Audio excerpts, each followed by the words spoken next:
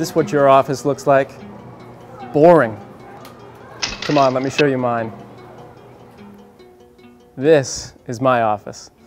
Hi, I'm Christian Primo, manager of the Enid A. Hupp Conservatory here at the New York Botanical Garden. And now that winter's upon us, you may be wondering how you can bring a little of this into your home or office. Well, today I'm going to show you how to create your own terrarium, a low-maintenance, self-contained botanical paradise. Now, terrariums are the perfect choice for anybody who enjoys plants but doesn't necessarily have the time, the patience, or the skill to care for them. While it's my job to take care of plants, you likely have different priorities. The good news is, with a terrarium, you can have it all. It's easy, it's inexpensive, and it's a great way to bring a little bit of green into your life.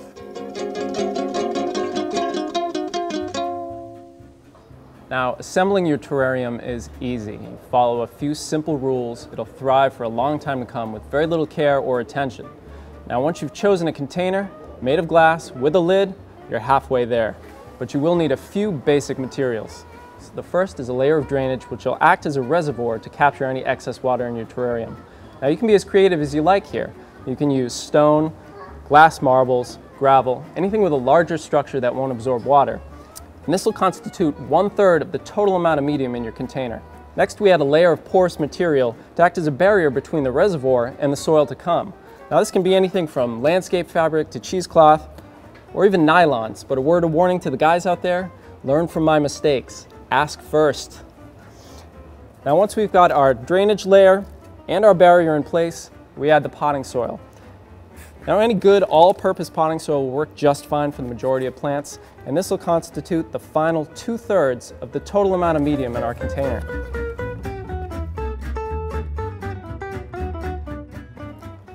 Now for the best part, choosing your plants. Now, every good gardener or horticulturist knows you choose the right plant for the right space, so a selection of smaller species and dwarf cultivars should work just fine here. And since your terrarium will hold on to moisture quite well, you can actually use some interesting plants that would otherwise do poorly in a dry, heated office or home environment. Now, I'll be using a selection of plants that are shade tolerant and can all be found right here in the lowland rainforest houses of the conservatory. Now, arrange the plants any way you like. You can even augment the design with moss, stones, even these little props, which I found at the shop right here at the garden.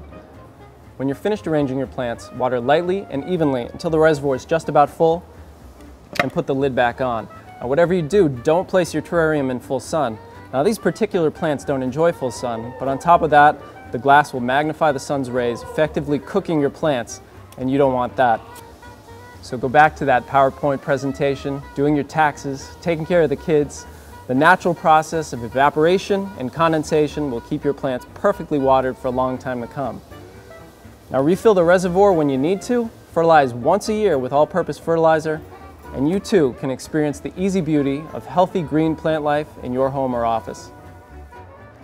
So for a dose of green this winter, come visit us at the garden, and as always, come visit the shop for a great selection of terrarium containers, plants, materials, even pre-made terrariums. It's the perfect gift for yourself or that plant lover in your life. For more information, visit nybg.org.